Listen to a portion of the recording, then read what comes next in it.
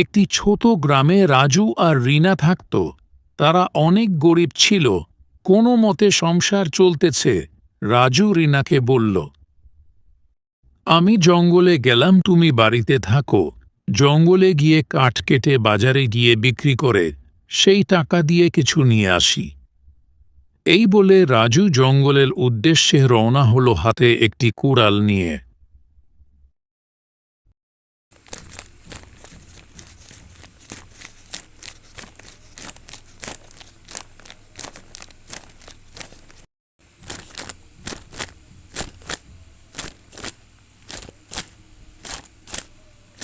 জঙ্গলে যায়া কাঠ কাটার পর একটু বিশ্রাম নেওয়ার জন্য একটি গাছের নিচে বসে আছে।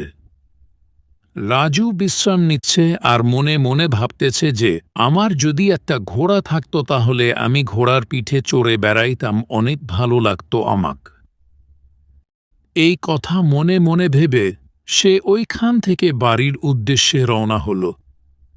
সে বাড়িতে যাওয়ার পর সন্ধ্যা হল, রাজু ঘুমিয়ে পড়ল।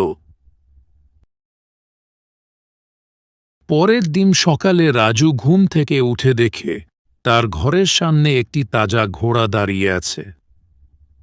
রাজু আর রিনা দেখে অবাক হয়ে যায়। রাজু মনে মনে চিন্তা করতে লাগল, আমি তো কালকে একটা গাছের নিচে বসে এই ঘোড়ার কথা ভাবছি, আর আজকেই আমার বাড়ির সামনে ঘোড়া দাঁড়িয়ে আছে। তাহলে ওই গাছটা সাধারণ কোনো গাছ না। রাজু আবারও ওই গাছের নিচে যায় আর বলে, আমার যদি বাড়িটা 2 তলা হতো তাহলে অনেক ভালো হইত, আমি অনেক খুশি হইতাম। এই বলে রাজু বাড়ি আসে এবং পরের দিন সকালে রাজু আর রিনা দেখে অবাক।